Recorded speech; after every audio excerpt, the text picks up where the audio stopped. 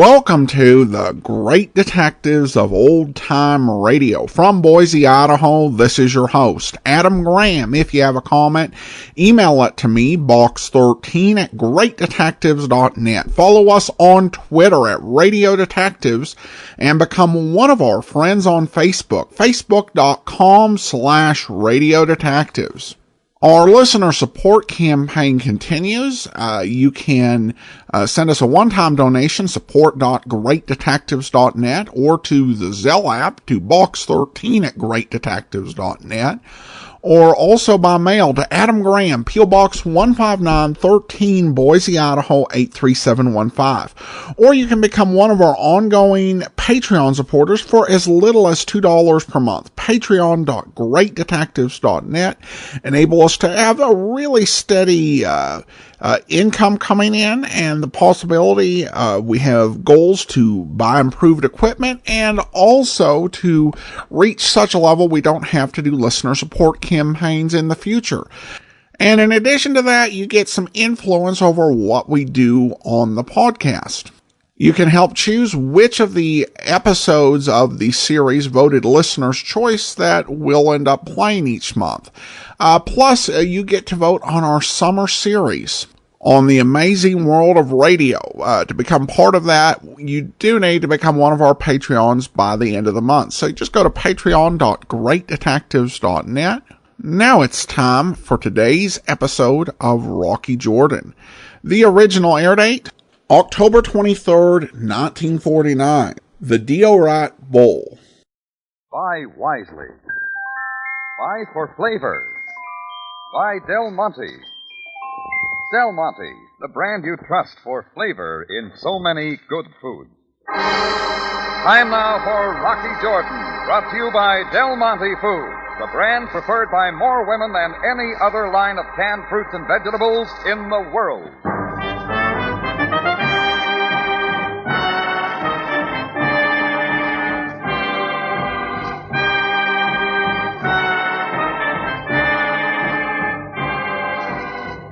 Not far from the Mosque Sultan Hassan in Cairo stands the Cafe Tambourine, run by Rocky Jordan. The Cafe Tambourine, crowded with forgotten men, alive with the babble of many languages. For this is Cairo, where modern adventure and intrigue unfold against the backdrop of antiquity. Del Monte presents Rocky Jordan and this week's story, The Diorite Bowl.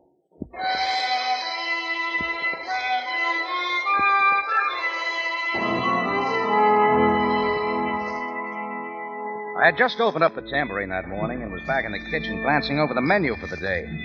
Chris, my bartender, came in, nodded toward the front, and said somebody wanted to see me.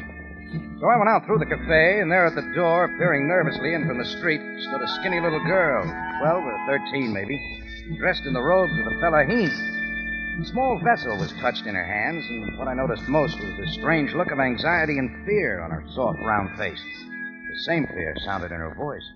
Oh, kind Effendi Jordan. That's me, little lady. What can I do for you? My father sends his humble regrets that he could not come today. Your father? El Mahmad, he who brings the honey. Oh, well, Mahmad, of course. Well, he's told me all about you. I am the daughter, Sharon. If you will take the honey... Sure. Come in, Sharon. Come in. No, I cannot enter. I will go now. Wait a minute, Sharon. You got some money coming, remember? Oh, the money, yes. If you would get it quickly, sir. She waited there as I set the vessel of honey on a shelf behind the bar, then went to the till for some cash. El Mahmad had been making his deliveries to my Tambourine regularly for a long time. I needed honey for one of my mixed drinks, and the fine product from his apiary seemed especially good. Oh, maybe it's just that I liked El Mahmad. I was surprised that he hadn't shown up himself, and the actions of his daughter had me wondering. There you are, Sharon. Shakir, Effendi Jordan. Why didn't your father come in this morning? My father remains at the farm. I was sort of hoping to see him. We always had coffee together. Is everything all right with him? Please, Effendi, if you would permit me to depart. Of course, Sharon. Run along. Give El Mahmad my regards. She was quickly running away, and I was sure now her worry was connected some way with her father. As I stood watching, I saw a short, plump man in continental dress appear out of a doorway. The greedy eyes in his pudgy face shifted my way for a second, then he drifted after Sharon. I kept thinking about it as I finished up the tambourine and finally decided to find out from her father what it was all about. I drove across Cairo, south along the river, and into the hills that fringed the desert. Soon I pulled into El Mahmad's little farm, past the pigeon roost at the gate and onto the house. Down the hill beyond were his well-kept apiaries swarming with bees fed on clover fields from the Nile below. Nobody was outside the house, so I knocked and waited. Who is there? It's Rocky, El Mahmad. Mind if I come in? Effendi Jordan. Welcome to my humble home. Thank you. Is your daughter here? She has retired to the other room. But why would you ask of her? Just a little worried, El Mahmad. Is something wrong? Wrong? Sharon was frightened when she came to my cafe. When I asked about you, she wouldn't answer. She ran away crying. Please, do not be concerned. She is but a sensitive child. Oh, there's something else, El Mahmad. A short, pudgy man trailed her away from the cafe. Now, look, maybe it's none of my affair, but if you're in trouble, I'd like to help. Effendi, I deeply respect your most gracious friendship, but what transpires is not for you. The man following wasn't one of your people. I beg you, concern yourself no more. Who was he? What do you want? Why are you locking yourself up in this house? All right. You had better drop it. Oh, wait. Forgive my poor hospitality. I will have Sharon prepare the coffee. We will drink together. Huh? Do you think you better answer that? Maybe I'd better. No, I will answer. He moved hesitantly to the door, slid back the latch, turned the knob, and cracked it just a little. And all at once, the door slammed open wide. Propelled by the heel of a hulking Turk who strode heavily in. He had thick, sneering lips and a long, pointed black mustache. His huge hand held a small gun. I have come, El Mahmad. I pray you go from my house. What's this about, mister? Who is the American? His name is Jordan. He has no part in it. He will most wisely keep it so. Now, where is it? I cannot tell you. You know of what I speak? The bowl. Get it quickly. Please, if you would but go away and return at another time, then I will be ready to... What is this you say? Did you not make the agreement? It is as you say. However, I must have more time to think. But a little more time. There is no more time. Give it to me. Now! But I cannot... Then I will take it in my own way. Perhaps it is on the shelf. No! I swear it is not here. Please, I beg you. Yes, so. Soon I will see. Oh, Mama, what's this all about? What's he looking for? Effendi Jordan, I cannot tell. I cannot tell. Enough! Oh, El Mahmad. You choose to make it difficult. Very well, I will return. Very soon. For the last time. What does that mean? You, Jordan, will come with me back into Cairo. I do not wish you here. I do not wish you here. At all! I don't argue with a gun, so when he waved it toward the door, I went out with the Turk right behind me. He got in the car beside me, and he didn't say any more as we drove back into the city. As we honked our way through a crowded street not far from the Tambourine, he was suddenly out of the car and gone. In another 5 minutes, I was back again in the Tambourine and headed for the phone. Just before I got to my office, a man seated at a back table spoke to me. A moment, Mr. Jordan. He wore the fez of the upper-class Egyptian, and I decided not to pass him up. It is most important, Mr. Jordan. Could it wait for a while? I am afraid not. I am Kasha Bey of the Egyptian government. Ministry of Antiquities, Mr. Jordan. Oh, I see. What can I do for you? Please sit down. I will explain as quickly as possible. Now, Mr. Jordan, is it possible that you have ever heard of the Diorite bowl? Doesn't mean anything to me. A most wonderful relic of ancient Egypt. 4th dynasty, almost 5,000 years old. Small, but of great value in its proper place. Well, that's very interesting, but how does that concern me? Please, I will continue. There is such a bowl now in the Egyptian Museum, but we have a strong reason to believe that there is still another, equally as valuable. It was unearthed recently, quite by chance, by one of the fellahin while tilling his soil. No, I follow. Go on. It is the law that all such relics, when found, be turned over immediately to the Ministry of Antiquities, for which the finder is paid a fair price. However, there are, shall we say, temptations which sometimes lead the finder to withhold the relic and sell it on the black market. for a much higher price. You see. Let's get back to the Diorite bowl. Mr. Jordan, such is the case with the finder of the new Diorite bowl. It came to our attention only recently when he moved to sell it on the black market. What's his name? El Mamad, a good friend of yours, I believe. I thought so. Why come to me, Kasha Bey? You must know where he lives. Oh, why indeed, Mr. Jordan? If we asked, would he not deny? Then in his fear, might he not dispose of it quickly and perhaps even destroy it? At all costs, we must preserve this rare antique. Well, that makes sense. What about the police? We prefer that they remain out of it until the bowl is quite safe with us. Otherwise, the consequences might be serious. And what am I, the go-between? Correct, Mr. Jordan. As an intermediary, you are a most wise choice. Please assure El Mama that we have no desire to prosecute. The Ministry of Antiquities wants only the Diorite bowl, and at once. How do I convince him? That should be easy. We are still willing to pay a nominal fee, 1,000 pounds, which I leave with you in this envelope, Mr. Jordan. Oh, wait a minute, Kasha Bey. I haven't agreed to all this yet. Oh, for a friend, Mr. Jordan, please think it over. Once you have purchased the bowl from El Mamad, you will bring it to me at Talbot House. Until then, Mr. Jordan, I bid you goodbye. Kasha Bey turned and walked out without a second look at the bulky envelope he had laid on the table in front of me. I picked it up, put it in my pocket, went into my office, and finally put my call through to Captain Sam Sabaya. But by the time he answered, I wasn't sure what I wanted. Cairo Police, Sabaya speaking. Oh, hello, Sam. It's Rocky. Oh, Rocky. What is on your mind? I'm wondering if you have much contact with the Ministry of Antiquities. Naturally, Jordan. In a nation such as Egypt, it is the most important branch of the government. We work very closely with them. Mm-hmm. Any trouble with the black market in antiques? Most assuredly. We are doing everything we can to control it, but a most ticklish business, I might add. Oh, why? You must realize that antiquities are of intangible value and must be preserved at all costs. The police take a hand only when other efforts have failed. Who's Kasha Bey at the ministry? Jordan, there are a great number of employees at the ministry. Do you expect me to know all their names? Tell me, why do you ask? You ever hear of the Diorite bowl, Sam? The There is such a relic in the museum. But another one, about to get on the black market, maybe. Jordan, it is time now that you explain the purpose of your questioning. And at once. Oh, just working a crossword puzzle, Sam. Thanks.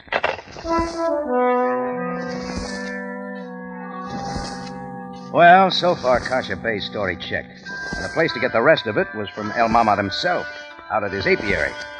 So I kept the money in my pocket and went out the back door to go for my car. All at once, I wasn't alone. To the wall, Jordan. Quick. The point of his heavy knife at my throat meant business, and I backed up like he said. He was the pudgy, shifty-eyed character I'd seen earlier that morning following Sharon. He was wearing elevator shoes now, but it didn't help. We meet at last, Jordan. Watch out, you'll cut yourself. Or you. Silence now. I get what I want. Even if it takes following little native girls? You'll keep your hands back while I search. I warn you, this knife... Why didn't you send the Turk around? He gets rough, too. The Turk I do not know. I got news for you. He didn't find anything. But I find something, do I not?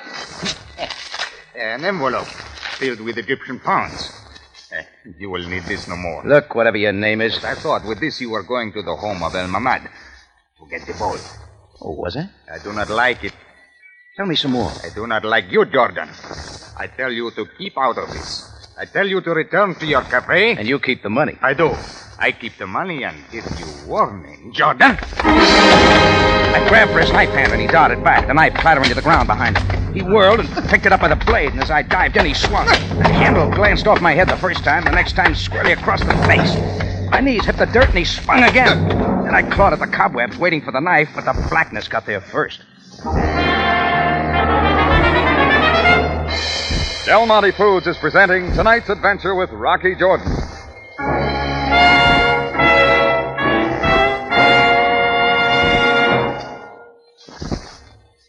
Pass the ketchup, please. That sounds familiar, but it means so much more when you say, pass the Del Monte ketchup, please. Yes, it means so much more, because Del Monte ketchup does so much. Adds so much zesty, hearty flavor to the foods everybody likes. That's because Del Monte ketchup is made with pineapple vinegar. Pineapple vinegar. Yes, pineapple vinegar. the big secret of Del Monte catsup flavor. Pineapple vinegar is one of the big reasons Del Monte catsup is livelier and more satisfying. Catsup experts say the finer the vinegar, the better the catsup flavor. And pineapple vinegar is superlative vinegar. It has a special way of bringing out every bit of tomato flavor in catsup. It blends perfectly with the special herbs and spices to make the liveliest catsup that ever pleased a man. Yes, pineapple vinegar is the big flavor secret in Del Monte catsup.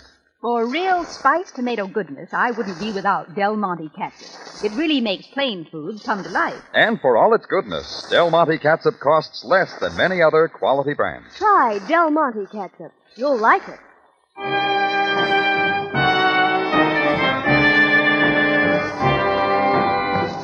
And now we take you back to Cairo and tonight's Rocky Jordan story, The Diorite Bowl.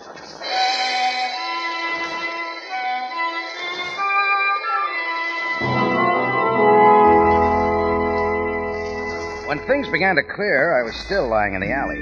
My first thought was for the 1,000 pounds Kasha Bey had given me. As I reached for my inside pocket, I remembered it was gone. So was the pudgy man with a knife. There was somebody else bending over me. Effendi Jordan. Sharon, how did you get here? My father and I came most urgently to see you. Oh, it's about time. Where is he? But your face, Effendi. You have been hurt. Get your father, Sharon. My father! It is the Jordan Bey. Come quickly. He has been waiting in the street. Oh, my good Effendi Jordan, what have they done to me? Forget about me, El Mamad. I want to know some things about a Diorite bowl. Then you have already learned. That's right. You're in trouble, El Mamad. I know. That is why my daughter and I decided to come and accept your offer of help.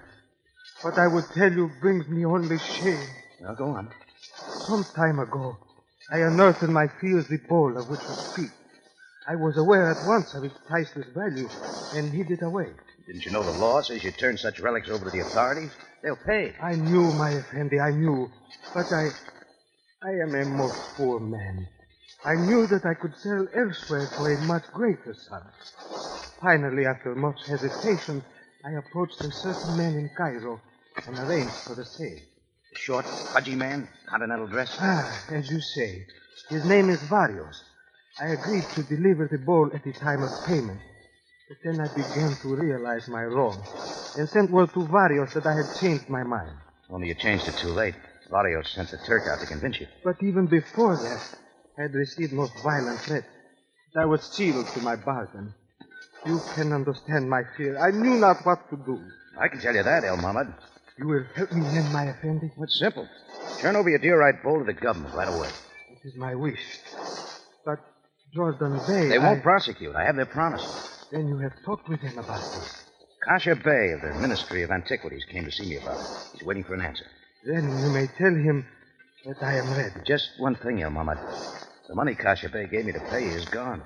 Varios took it from me. So, the will of Allah. It is just punishment for my great wrong. I took El Mamad and his daughter Sharon up to my room over the tambourine and told them to wait there. My only job now was to get Kasha Bey and bring them together. I picked up the phone, then changed my mind and decided to go get him just in case. Just as I got out the door to the street, a black limousine pulled up and a familiar figure stepped to the curb. Jordan? Oh, hello, Sam. I was just leaving. A moment. I've come for a word with you. Sure, what about? I think you very well know. Not more than an hour ago, you phoned me regarding a relic known as the Diorite Bowl. One up now in the hands of the government. When I questioned your interest, I got nothing. Well, I told you, Sam. What you said was only evasion, such as I have come to expect of you, Jordan. Now listen to me. There is something going on, and I intend to know what it is. Well, let me stop you. So, still you will tell me nothing. It would, of course, be futile at this point to warn you away from what does not concern you. And we're both wasting time, obviously. Yeah.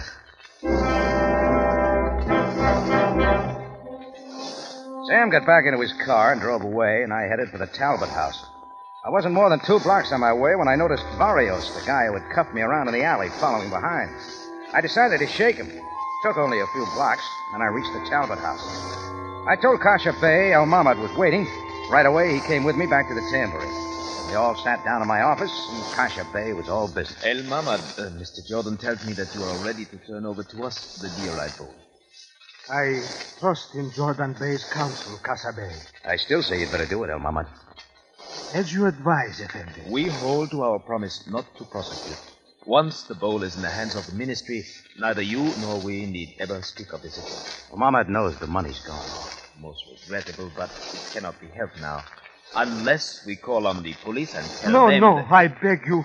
For the sake of my daughter and I, let us have this done quickly. Very well. Where is the bowl? I hid it well, where none would suspect. My father speaks truly, Kasha Bay. Where is it?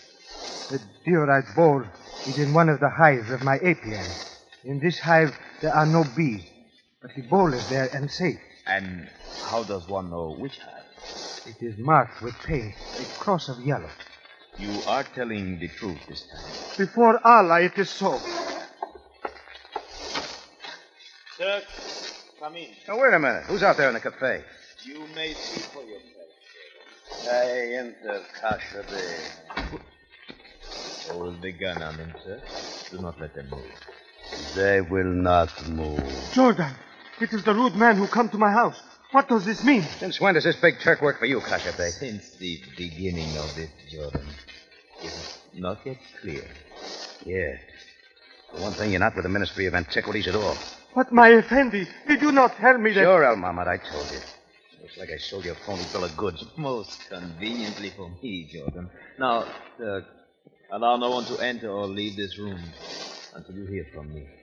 I invite them to try, Kasha Bay. The Turk stood menacingly with the gun as El Mamad drew Sharon to him and sat with bowed head. Kasha Bay stepped to the alley door, opened it, and went out. I stood wondering how I'd let myself be suckered into a deal like this. Looked like we were in for a long wait, but I was wrong again. The shots had come from the alley. We all whirled, and that included the Turk with a gun. I grabbed the chance and slammed down on his arm.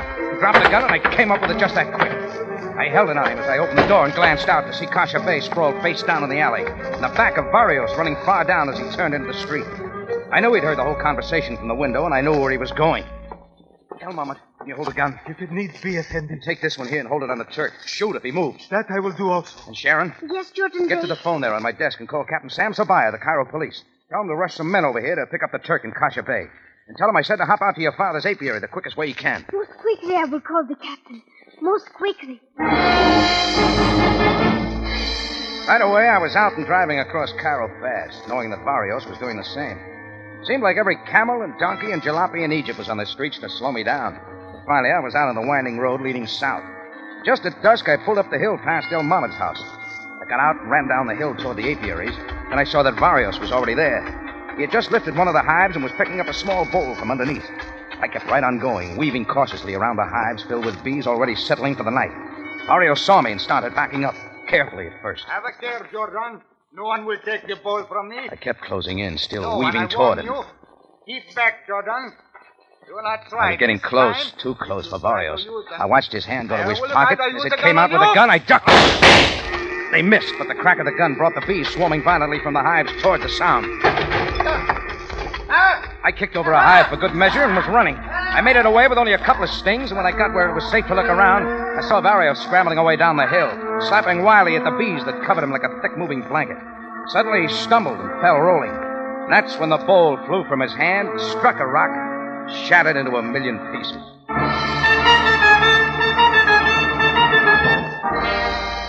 In just a moment, Rocky Jordan returns to conclude tonight's story.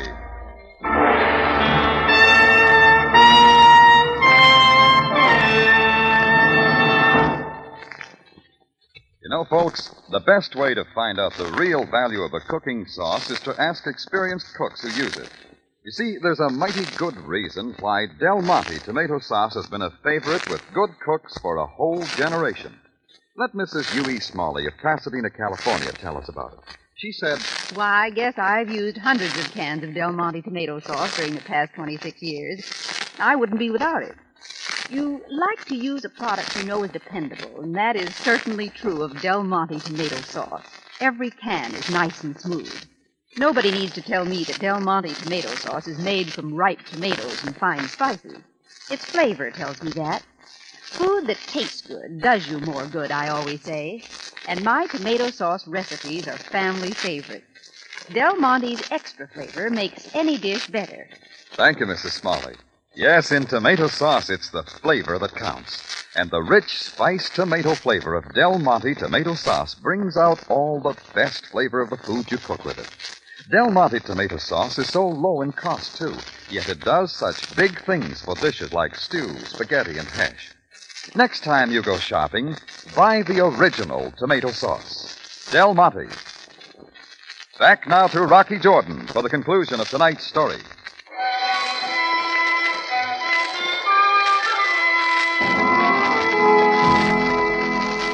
Well, Sam Sabai and his men showed up a couple of minutes later. We grabbed some head nets and got down the hill to Barrios. By the time we'd managed to scrape all the bees off of him, he was unconscious. The puffy little man was in a bad way as we took him back into town into a hospital. From there, Sam and I hurried on to the tambourine. The police had already come and gone, taking the Turk and the body of Kasha Bey with them. But El Mahmoud and his daughter were still there, anxiously waiting. It didn't take long to tell them everything that had happened. And so, one of the most valuable relics of Egypt is gone. For all this, there is nothing. My father! Quiet, Sharon, my daughter. There is nothing to be said. El Mahmoud, although certain of your actions since finding the bowl cannot be condoned, you can hardly be held to be blamed for its final destruction. Oh, it is gone because of my own greed. But please, my father... Sharon, it is not well that you speak before the men. There are so many who can be blamed. Is that not so, Jordan? Sure, Sam. I neglected to make one little phone call. The Ministry of Antiquities about Kasha Bey. The trouble was, his story checked too well. Needless to say, the Bey was not with the ministry, but he knew much of their methods of operation. As for Varios... It's pretty clear, Sam. El Mahmoud made a deal with Varios to sell the bowl, and very wisely changed his mind. But Varios wasn't to be stopped and started making big threats, trying to get Mahmoud to reveal where the bowl was hidden. And somewhere Kasha Bey stepped into the picture. Yeah, he heard about the Diorite bowl and wanted it too. I figure he sent the Turk out to Mahmoud's house just for my benefit. How so, Jordan? Once I knew that El Mahmoud was in real danger, it was a cinch I'd do everything possible to help. After Kasha Bey's pitch about being with the Ministry of Antiquities, all I had to do was talk Mahmoud into turning the bowl over to him. And I did. Now that it is destroyed, what will they do? Well, it is difficult to say. The loss of such a priceless article will not go unnoticed. My father, listen to me Sharon, now. I told you but not... I must speak. The Diorite bowl is not lost. Oh, what is this you say? I also have a confession to make. I knew where the bowl was hidden, and that my father was in danger. It was only for that reason that... What are you saying, Sharon? Only that I took the bowl from the hive, replacing it with a common crock from the kitchen. Then what did you do with the Diorite bowl, Sharon? In the Diorite bowl, I placed the honey and brought it to Jordan Bay only this morning. Jordan. Hold it, Sam. We'll find out. Where are you going? Right here behind the bar. I set it on the shelf in plain sight when she brought it this morning.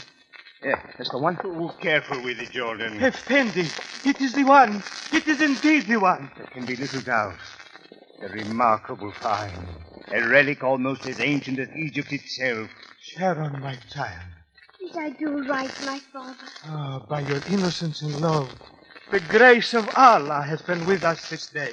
Mahmoud, you can rest assured the Ministry of Antiquities will pay you well. You better take it out of here, Sam, before they catch me mixing drinks in it. I fully intend to, Jordan. When you look on it again, it will be on display at the Museum of Egypt for all to see. I got news for you, Sam. I'll be just as happy if I never see it again.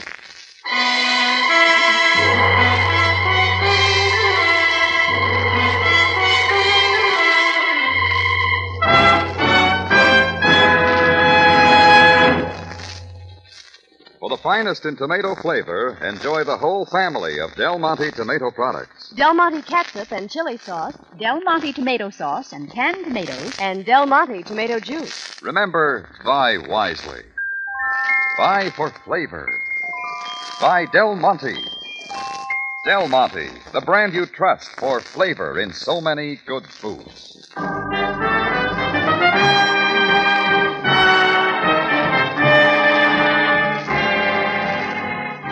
Rocky Jordan, written by Larry Roman and Gomer Toole, stars Jack Moyles in the title role, with Jane Avello as Sam Sabaya, and is produced and directed by Cliff Howell, with original music composed and conducted by Richard Arant. Remember, you have a date next week at the Cafe Tambourine, run by Rocky Jordan. Same time, same station. And the story is The DeMarco Affair.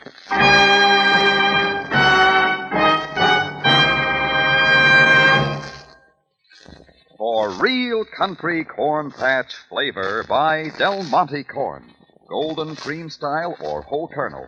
Both styles, both Del Monte. Both mighty fine. One thing more. Your Red Feather community chest organizations need your help. Give generously during this campaign. Remember, everybody benefits when everybody gives.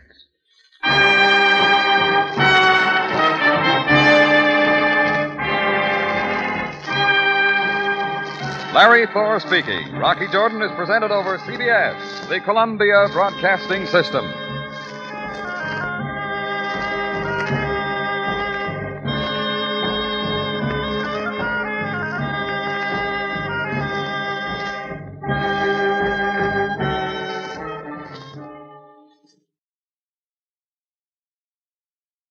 Welcome back. Well, hooray for the daughter. I was going to point out how Rocky put everything in peril by not calling over to the Antiquities Department, but he did it for me, so I'm not going to belabor the point, except to say that I was really suspicious when they gave him £1,000 to negotiate with, and then did not actually get a receipt, which I know this is Egypt and it's the developing world, but, particularly in 1949, but I think you definitely get a receipt for something like that. And I do kind of wonder why Rocky didn't go ahead and put the money in his safe in his office.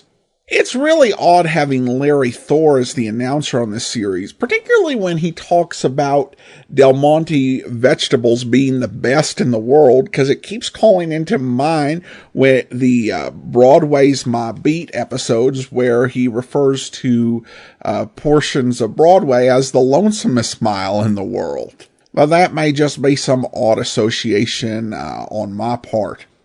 At any rate, we turn now to listener comments and feedback, and we start with this one for an iTunes review from Megan the Pagan, who writes, "The podcaster's intro and ending are at such a higher decibel than the radio stories. I have to turn it up to hear the stories, then I'm blasted out when they end and the podcaster talks. It would be great if it was evened out." Well, thanks so much for the feedback, Megan. And I've looked into that. I've talked to Andrew, and essentially, from talking to him, it seemed like that doing that sort of thing would not be a net plus for the audio quality of the podcast overall. So I'm sorry about that, but yeah, I haven't found a good way to make that work, but thanks so much for the feedback. And then we have this from Cupcake Sean, who writes, "An absolute wonderful podcast. I'm a Lyft driver who spends many, many hours in a car, and this podcast is my favorite. I always save Dragnet for days I find myself in downtown LA. Imagining what the town was like in the time of the original airing allows traffic not seem so unbearable. Adam's knowledge and comments add to the delight of each podcast. Young, old, or somewhere in between, this podcast will add joy to the day. Thank you, Adam. Wish you much success." Well, thanks so much, Sean. And you can, I do encourage you to rate and review the shows on iTunes, just as Megan and Sean did. That will actually be all for today. Remember, I do encourage you to become one of our Patreon supporters, patreon.greatdetectives.net. Really appreciate your support. Join us back here tomorrow for Boston Blackie, and then next Wednesday, another episode of Rocky Jordan. In the meantime, send your comments to box13@greatdetectives.net. Follow us on Twitter at Radio Detectives, and become one of our friends on Facebook, facebook.com/Radio Detectives. From Boise, Idaho, this is your host, Adam Graham, signing off.